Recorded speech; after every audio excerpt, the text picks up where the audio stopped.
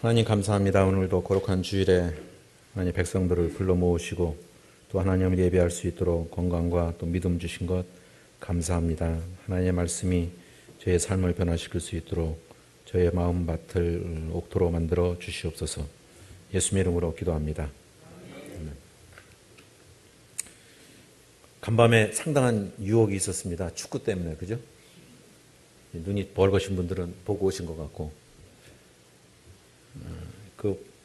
어제 밤에 저는 잤어요. 그냥 어제 밤에 이렇게 생각하면서 미국에서 있었던 일이 생각이 납니다. 오늘 아침에도 잠깐 연습하다가 그 얘기를 나누는데 거룩에 대한 개념이 참 많이 달라지고 있구나라는 생각을 많이 하면서 지금 생각해봐도 좀 이해가 안 되는데 미국에서는 대략 2월 초에 9월서부터 시작되는 그 풋볼 미식축구 프로 미식축구 게임이 9월서부터 시작해서 2월 초에 결승전이 있습니다. 슈퍼볼이라고 그래요.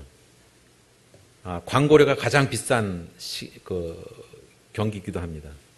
그런데 그게 주일 저녁에 하거든요. 중부 타임으로 한 7시, 6시에 하고 동부 시간으로 한 7시에 시작을 합니다. 근데 미국 교회에 이렇게 같이 있었는데 저녁 예배를 갑자기 안 드린대요. TV 큰 이렇게 그 프로젝트 빈 하여간에 스크린 갖다 놓고서는 저녁에 그 슈퍼볼 보는 걸로 대체한다고 그러더라고요. 근데 대부분의 교회들이 다 그래요. 그래서 이 별 교회들이 정말 이거 우리처럼 그래도 한국 교회들은 그래도 약간 보수적인 성향이 많은데 어떻게 그 주일 저녁 예배라고 하지 어떻게 저녁 예배를 취소하고서 축구를 다 볼까? 그러니까 은연 중에 다 이렇게 파고 들어와 있어요. 그리고 그 달라스의 감리교 학교에서는 유명한 학교 그 SMU라고 있는데 서던 메소디스트 유니버시티라고 있어요. 거기에 속해 있는 교회가 그 유니버시티 파크 그 메소디 처치가 있습니다. 그 큰 교회예요. 부자들 모이는 교회고 그 옆에 제가 있던 그 하일랜드 파크 장로교회는 그 나이 드신 분들은 알겠지만 옛날에 공화당 대통령 후보로 나왔던 라스페로라는 분이 한 주일에 11조를 25만 불씩 하던 분이에요. 이 상상이 안 가나 보시네. 놀라지도 않으시네요. 매 주마다 2억 5천만 원씩 헌금을 했다고요. 11조를. 그만한 부자니까 나왔다가 일단 떨어졌어요. 그런데 그 옆에 유니버시티 파크 감리교회는 누가 다니고 있었냐면 그 달라스의 축구팀에 29년 동안 감독을 했던 탐 랜드리라고 하는 사람이 있었습니다. 텍사스에 있는 사람들은 텍사스 주지사는 몰라도 탐 랜드리는 알 정도였어요. 그만큼 유명해서 인기가 많았기 때문에. 그 교회 이름이 유니버시티 파크 감리교회가 아니라 탐 랜드리 철치라고 그랬어요. 그 사람이 출석하니까. 그런 게 좀 이해가 안 되죠.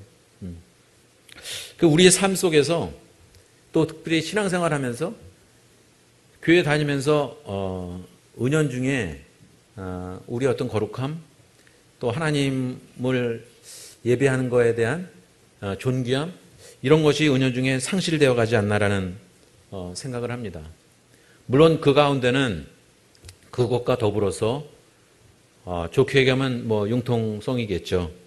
그런 것이 같이 있어야 됩니다. 얼마 전에 지금 난민 문제 때문에 굉장히 문제가 많죠. 우리나라도 이제 이미 벌써 그런 나라로 접어들었고 우리나라로서는 전혀 그런 거를 접해본 적이 없죠. 제 친구 중에 교육학자가 하나 있는데 우리 외국인 노동자라든지 이런 사람들과의 관계가 제대로 설정이 안 돼 있지 않습니까? 미국은 그래도 오래돼 있기 때문에 더불어 같이 살아가고 있는데 우리는 그게 쉽지 않거든요. 그런데 우리는 늘 다른 나라에 공격을 받아왔고 지배를 받아왔는데 이제 제국주의적 사고방식을 갖게 되는 게 최근 몇십 년 사이에 이렇게 된 거예요.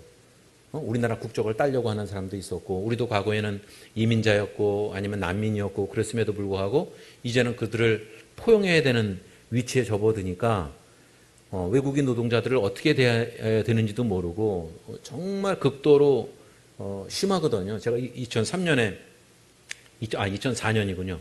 그 천안의 외국인 노동자들 도로 왔을 때 제가 그거를 목격을 했고, 인도네시아 거의 뭐 소녀죠. 뭐 19살.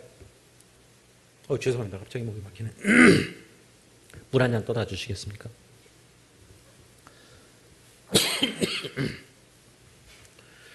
그 소녀들이 월급을 석 달치 못 받아갖고 그 학생들이죠. 뭐 19살, 20살 되는 아이들을 데리고서는 그 수원지청에 가서 한 석 달 정도는 한 몇 %를 보상을 해줍니다.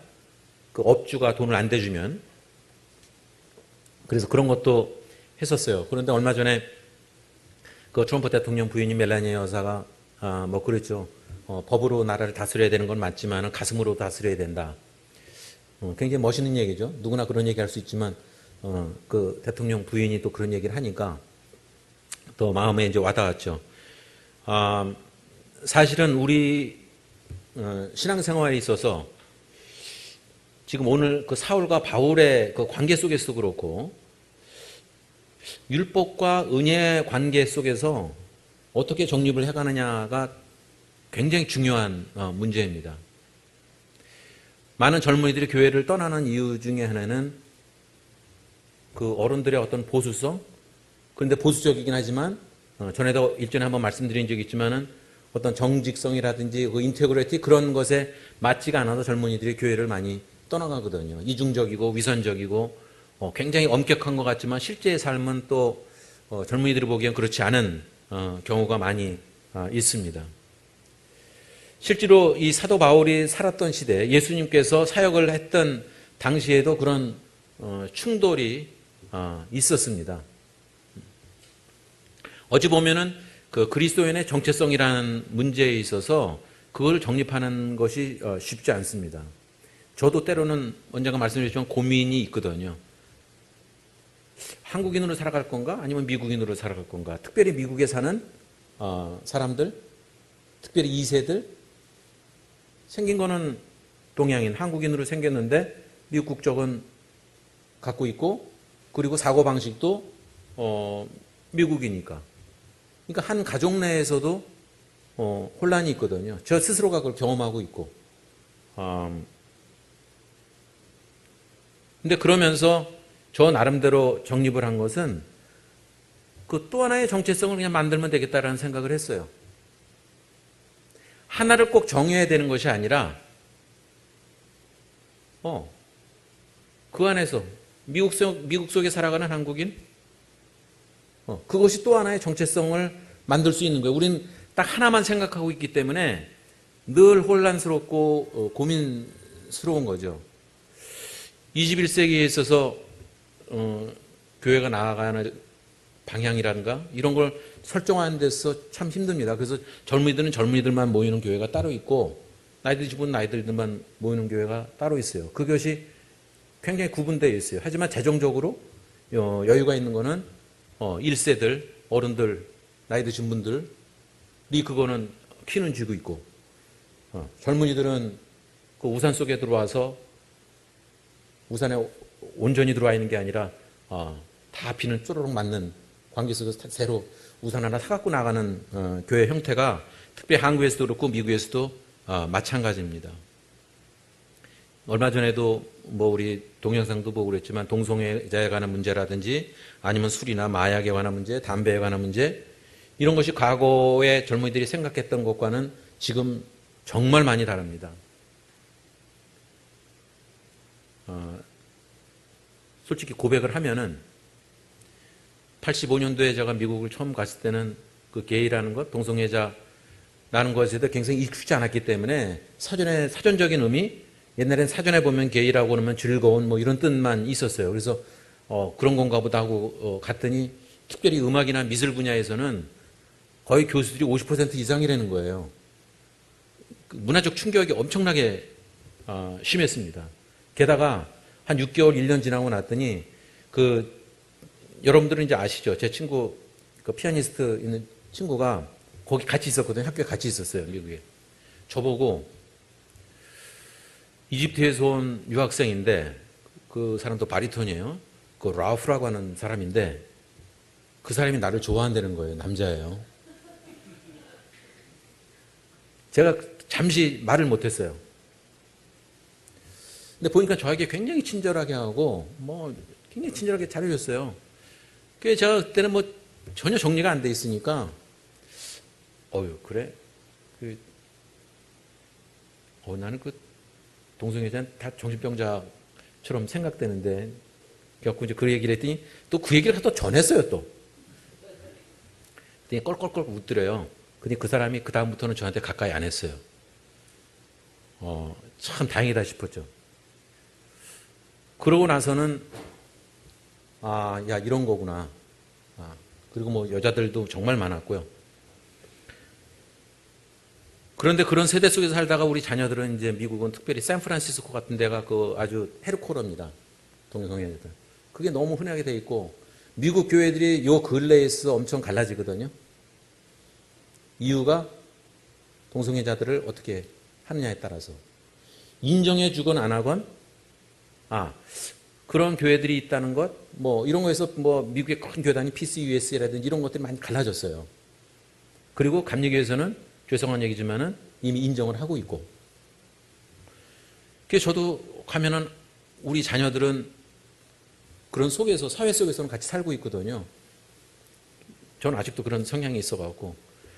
그래서 제가 이제 뉴욕을 가면은 제 딸이 자기 아는 이제 아빠 왔다고 사람들을 친구들 모아서 식사 대접을 해요.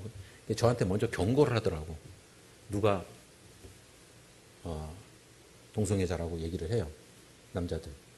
그중에 중국계 한 사람도 있었고. 근데 정말 자기한테 친절해지고 잘해준 사람이에요. 근데 한 사람은 중국계 그 사람은 아버지가 목사예요. 그 아들이 너무너무 스스로 고민을 많이 한 거예요. 막. 그러다가 말하자면 이제 커밍아웃을 했고 실제로 그렇게 삶은 살지는 않지만 자기 성향이 그렇다는 거예요.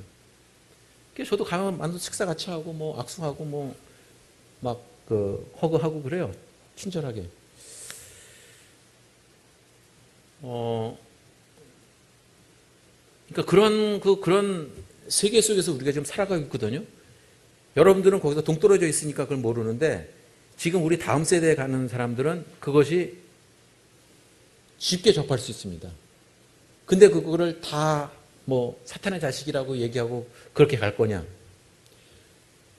그 문제가 굉장히 심각하죠. 그러니까 우리 세대보다는 저희 세대보다는 우리 다음 세대 오는 사람들은 여기 젊은이들은 더 큰 문제를 직면하게 될 가능성이 있습니다. 따라서 믿음을 제대로 잘 갖고 있지 않으면은 그 자기 정체성, 자기 믿음을 제대로 지켜나가기가 쉽지 않다는 것입니다. 오늘 사울에서 바울로 변화되는 그 모습에서 과거에 여러분들은 어떻게 보셨는지 모르지만 저도 그냥 생각해 보면 사울이 그냥 빛을 보고서 눈이 멀었다가 그다음부터 예수 그리스도를 추종하는 선교사가 돼서 이름을 바꿨구나라고 생각을 좀 한 적이 있었습니다. 실제는 그건 아니고 당시에는 바울이란 이름과 사울이란 이름이 동시에 두 개가 같이 있었습니다. 사울은 히브리 이름이고 바울은 그 로마의 이름이었습니다. 그 세 가지가 다 같이 있었어요. 여러분들이 아시다시피 그리스 문화가 그 당시에는 꽉 잡고 있었기 때문에 정치적으로는 로마의 정치적 가운데 있었고 식민지 생활을 하고 있는 거였고 문화적으로는 헬레니즘, 그 그리스 문화가 꽉 잡고 있었고 그 다음에 종교적으로는 당시에 있던 사람들은 유대교가 헤브라이즘, 히브리어가 같이 있었습니다. 그러니까 그 안에서 굉장히 혼란스러운 삶을 살고 있었을 거예요. 그래서 사울은 사실은 바울이라는 이름도 있었습니다.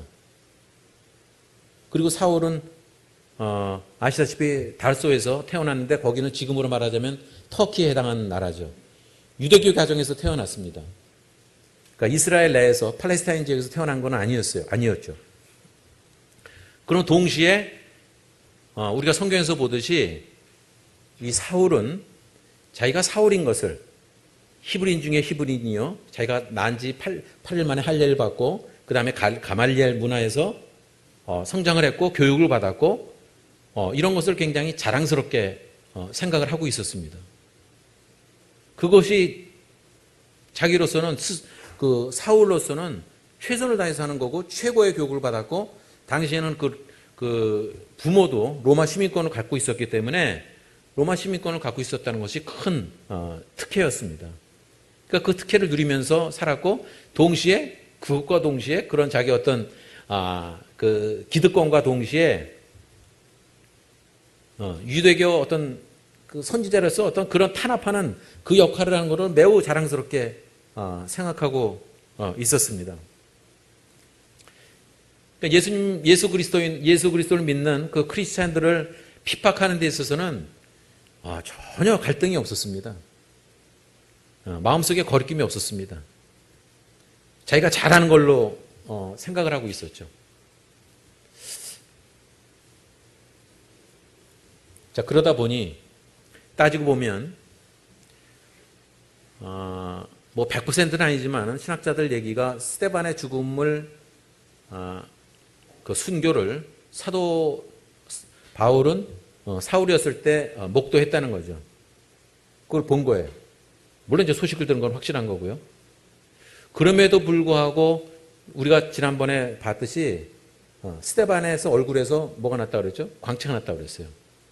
그러면 그건 누구나 볼 수 있었을 텐데 근데 그럼에도 불구하고 전혀 변화가 없었습니다. 그만큼 강팍했다는 거죠. 그 스데반의 죽음, 그 스데반의 순교를 보고서도 스데반의 얼굴에 나는 광채를 보고서도 아무렇지도 않았습니다. 오히려 그것이 더 다짐이 돼서 이제 다메섹으로 크리스천들을 더 핍박하러 잡아 죽이러 떠나는 길목에 있었던 것입니다. 자, 그것을 보게 되면 한 면에서 보면 자기가 정말 정당하게 정말 잘하는 일이라고 확신을 갖고 일을 하지만 실제로는 그렇지 못한 일들 지내놓고 나면은 그런 일들이 얼마나 많이 있겠습니까? 크고 작은 거에 차이 있지만 우리도 지나간 세월을 보면은 과거엔 내가 정말 잘한다고 했는데 지금 돌이켜보면은 후회되는 일들 많지 않습니까? 그때는 아무런 느낌도 없었죠. 제가 아는 분 중에 하나가 그런 얘기를 하더라고요. 그래서 운전을 하다가 술을 너무 좋아해갖고 운전했는데 집에를 어떻게 왔냐면 음주운전을 한 거죠. 집에를 어떻게 왔냐면 자동차에 타이어 4개가 있는데 고무는 다 달아놨고 쇠 림이라고 그러거든요. 그것만 남아갖고서 운전해갖고 집에 왔대요. 그런데 이제 그분이 이제 예수를 믿은 거예요. 그래서 그 주변에 있는 사람들이 당신 예수를 믿으니까 하나님이 살아계신 것 같다. 그렇게 얘기할 정도였답니다. 근데 사실은 그러만한 그 드라마틱한 변화는 없더라도 우리의 인생에서도 신앙생활 가운데서도 그런 변화가 여러분들은 없었습니까? 가치관의 변화? 과거에는 아무렇지도 않았던 것들이 지금은 양심의 가책을 느끼게 되고 그런 변화들.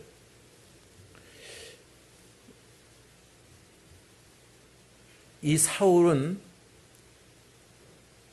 바울이라는 이름을 동시에 갖고 있었습니다. 예수님께서 마치 그 시몬을 베드로라고 이름 칭한 것처럼 이름을 칭해준 것이 아니라 그냥 갖고 있었어요.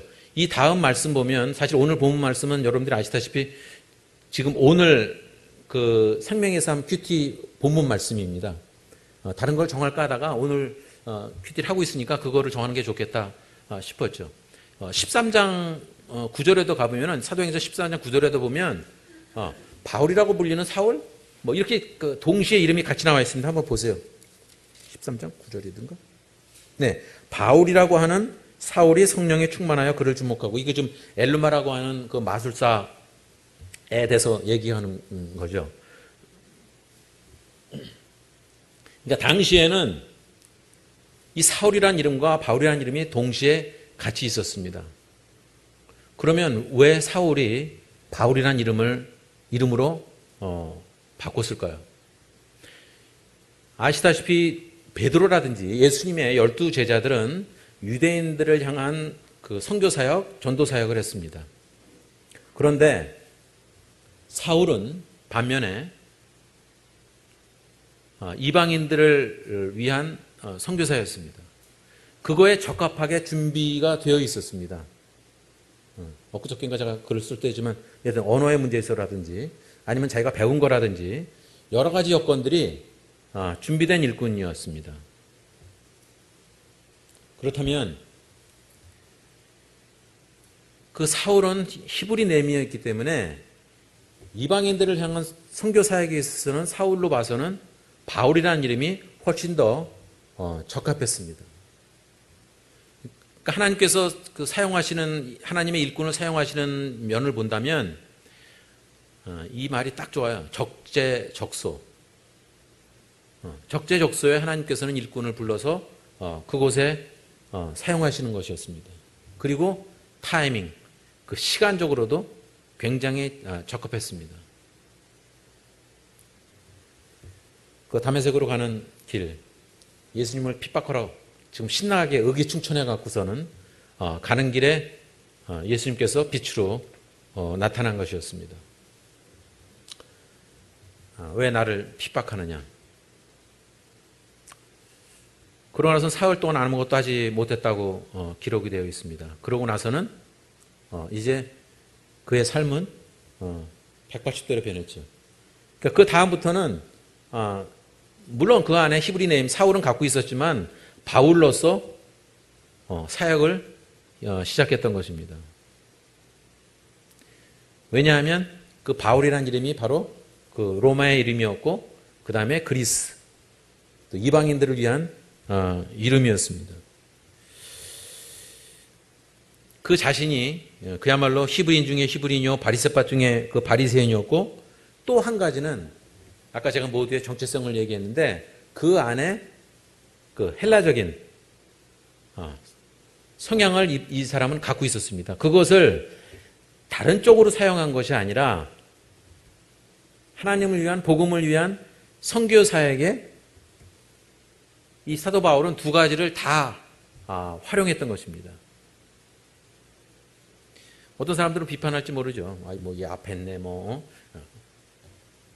근데 전적으로 사도 바울이 나중에 얘기해 보면 내가 사는 것은 내 안에 있는 그리스도가 사는 것이라고 얘기하는 것들은 그 안에서 이 히브리적인 요소과 헬라적인 요소 이 두 개를 적절하게 잘 활용하면서 선교 사역에 임했다는 거죠. 우리가 다음 세대를 준비하면서 특별히 젊은이들의 믿음에 대해서는 그거 두 가지를 아마 다 생각해 봐야 될 것입니다. 언젠가는 하나가 너무 극단적이다 그렇게 있지만 그 자녀들에 있어서 그거를 복음이 말씀이 제대로 들어가 있으면 그거를 토대로 해서 아까 말했던 어떤 융통성이라 이런 게 생긴 것이지 그 기본이 잡혀져 있지 않으면은 쉽지 않죠. 그 아침에 뉴스는 잠깐 봤어요. 이제 축구는 보지 않았지만은 뉴스는 봤더니 그 박지성 씨가 뭐 그런 얘기를 일침을 가했다고 그러는데 보이지 않는 것부터 잘 해야 된다 이런 얘기를 했대요. 그러니까 축구가 이게 지금 앞으로 더 잘 되려면 16강에 들고 더 올라가려면은 보이지 않는 건 그 중에 상당수가 대부분 기본일 것입니다. 기본, 기초적인 거. 사람들이 많이 비판하잖아요. K리그나 평소에는 관심 없다가 월드컵만 나오면은 그냥 그 응원하는 그게 문제라고. 왜냐면 어렸을 때 그 기초가 잘 다져져 있지 않으면 쉽지 않다는 거거든요. 한꺼번에 뭔가 이루어지지 않는 거죠. 세상의 모든 일들이 대부분 다 그렇습니다. 그 공부하는 것도 그렇고 또 운동도 마찬가지고 기본이 잘 잡혀져 있어야 되는데 신앙생활도 어찌 보면 그것은 똑같다고 생각이 들어요. 훈련이에요, 훈련. 과거에 있었던 거 훈련을 잘 갖춰주면은 더 좋을 것입니다. 한 가지 아쉬운 점 있어요. 제가 정동교회 다닌 거를 그렇게 많이 후회하고 있지는 않지만은 그 어렸을 때 신앙교육을 제대로 받았는가라는 데 대해서는 좀 아쉬움이 있어요. 사회에 대해서 세상에 눈을 뜨게 되고 많은 좋은 친구들을 만나고 사람들을 만난 거에 대해서는 후회함이 없지만은 신앙적인 훈련을 제대로 받았을까라는 아쉬움은 여전히 좀 남아 있습니다.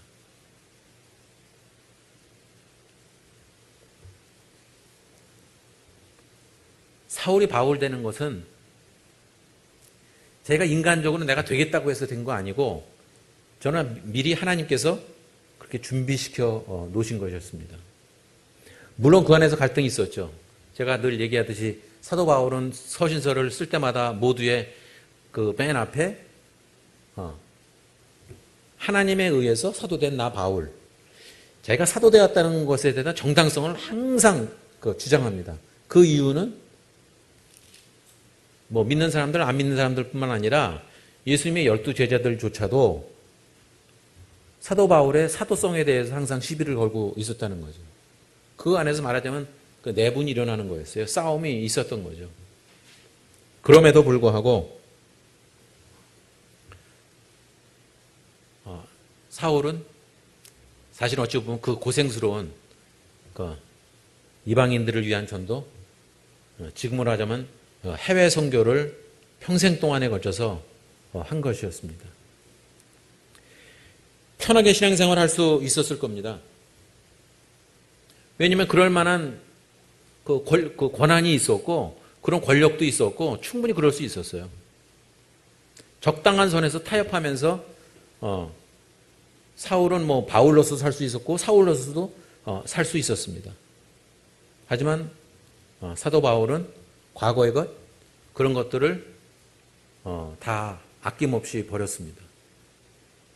뭐 극단적으로는 죄수 중에 괴수라고 하는, 자기가 죄수 중에 가장 우두머리라고 하는 그런 고백을 할 정도로, 그리고 과거에 자기가 자랑했던 것들, 그런 것들을 정말 가장 나쁜 것으로 뭐 쓰레기처럼 취급하고 변으로 취급할 정도로 사도 바울은 과거에 자기가 자랑했던 것들, 그런 것들을 버릴 수가 있었던 것은 예수 그리스도의 만남, 아니면 자기가 이제까지 믿어왔던 것들, 잘못 믿어왔던 것들을 다 버렸기 때문에 가능한 것이었습니다.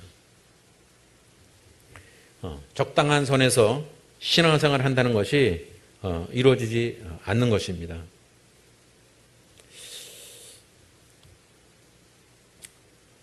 주변의 여러 가지 핍박들, 여러 가지 어려움들, 그런 것들을 견딜 수 있는 것은 어떤 뭐 돈이나 아니면 외형적인 것들, 그런 걸로 인해서 바뀌어지는 것은 아닙니다. 저절로 된 것이 아니라 사도 바울도 오늘 그 변화 속에서 보면은 주님 나타났을 때 주여 누이니까 거기에서 보면 이미 뭔가 감은 잡고 있었어요. 영어로 보면 로드라고 그러는데, 주여, 자기가 핍박하던 분이었는데 그 순간에 사도 바울은 이미 변화가 있었죠. 주여 니시오니까 주라고 외쳤어요. 그러자 하늘의 음성이 대답합니다. 나는 네가 핍박하는 예수라. 우리 같으면 보통 이 정도면 기절하지 않을까요? 이 정도는 기절할 것 같아요. 원수 외나무 다리에서 만나면은 그 외나무에서 떨어지지 않겠어요? 엄청나게 놀랐을 것입니다. 아마 자기가 과거에 했던 일들, 그 사악한 일들, 그런 것들이 주마등처럼 확 지나갔을 것입니다. 사람들이 사고 날 때, 저는 운전하면서 대형 사고를 맞아본 적은 없지만은 그 순간에 그런다고 그러더라고요. 한순간에 자기가 정면에서 바라볼 때 불과 0.1초 또 안 되는 사이에 한꺼번에 과거의 것들이 착 동영상처럼 떠오른답니다.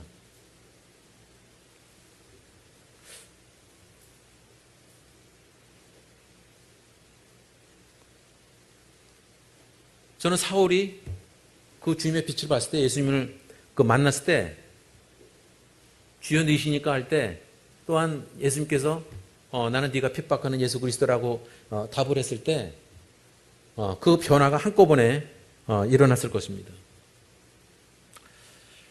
그러고서는 자기 자신의 어떤 존재, 나는 어떻게 살아왔나? 나는 누구인가? 후에마에 나는 누구인가라는 것을 다시 한번 생각해 봤을 것이고, 그제서야 내가 사울로 태어났지만, 그 히브리인으로 태어났지만, 이제 나의 사역은, 하나님께서 맡겨주신 사명은 이제 헬라인들을 향한, 아니면 이방인들을 향한 선교 사역이라는 것을 저는 이 사흘 동안에 아무것도 먹지 못하고 그런 사이에 깨달았다고 믿습니다. 그것이 그 변화의 어떤 조짐이었고, 그 변화로 인해서 사울이 그 이후에 굳센 믿음의 소유자가 되었다는 것은 전혀 이상한 것이 아니었습니다. 그러니까 예수님에 의해서 사로잡힌 자, 예수님에 의해서 붙들림 받은 바울로 변화된 것이었습니다. 그러자 하늘의 음성이 다시 들립니다. 일어나 이제 성으로 들어가라. 이제 행할 것을 내게 이를 자가 있느니라. 그러면서 이제 사울이 오히려 앞장서서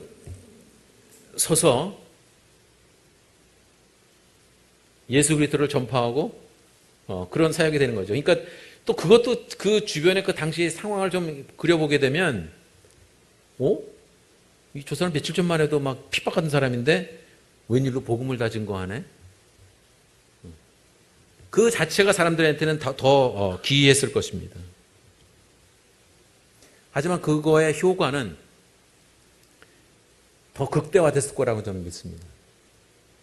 아까 내가 잠깐 예를 들었듯이 그렇게 막 그 주사가 심했던 사람이 완전히 변화됐을 때, 술 딱 끊고 예수님 열심히 믿었을 때 주변의 사람들 그 변화되는 것과 마찬가지로 사울이 바울 되는 그 과정 가운데서 복음을 전했을 때 그를 이미 알던 사람들의 변화가 있었을 것입니다.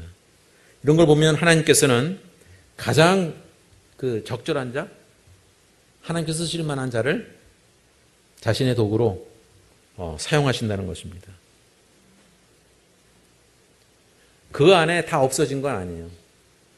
히브리적인 요소, 유대인으로 살아가는 거 그대로 갖고 있었고, 헬레니즘적인 요소 그대로 다 갖고 있었습니다. 갈라디아에서 보면 내가 그리스도와 함께 못 박혔다고 그랬어요. 이거는 한 면에서 보면은 그 유대교적인 사고방식에서 나온 것입니다. 동시에 그러즉 내가 산 것은 내가 산 것이 아니라고. 그것은 동시에 헬레니즘적인 사고방식이었습니다. 사울은 이 둘을 결합해서 오직 내 안에 그리스도께서 사신 것이라는 고백을 합니다. 저는 이 고백이, 이건 어느 시대를 막론하고 내 안에 사는 것은 내 안에 그리스도께서 사신 것이다. 이건 21세기를 거쳐서도, 아니면 22세기 가서도 이 말씀은 변하지 않을 것입니다. 우리가 오늘 본문을 통해서 하나님께서 우리에게 주신 사명 이라는 것은 여러분들이 그냥 우리가 처한 환경 가운데서 지금 2018년 이 시대를 살아가는 그 장소에 어느 곳이든지, 여러분이 회사나 아니면 학교에서나 생활의 터전 어느 곳에서든지 그거에 맞게끔 하나님께서는 사명을 주신다는 것을 깨달아야 됩니다. 남이 하는 거 따라하는 것이 아니라 내게만 주어진 일, 내게만 주어진 하나님의 사역이 무엇인가. 근데 그것을 거절하게 되면, 내 뜻대로 하고 내 마음대로 한다 그러면 그런 역사는 일어나지 않고 하나님은 역사하지 않을 것입니다. 왜냐하면 하나님께서는 사람을 통해서 역사하기 때문입니다. 무엇보다도 우리는 하나님의 도구가 되고 하나님께서 쓰시는 일꾼, 그것을 내가 측정하는 것이 아니라 내가 뭐를 어떻게 하고 뭘 이렇게 준비해서 하는 게 하나님께서는 이미 사실은 어느 정도 우리 그 환경에 맞게끔 준비시켜 놨다고 믿습니다. 따라서 각자 처한 환경 가운데서 어느 곳에서든지 하나님의 사명을 깨닫고 사울이 바울 되듯이 우리 안에 있는 그 두 가지를 갖고 생활의 터전에서 복음을 증거하는 사도 바울과 같은 그 사명을 감당하는 우리 모두가 되기를 축원합니다. 기도하겠습니다.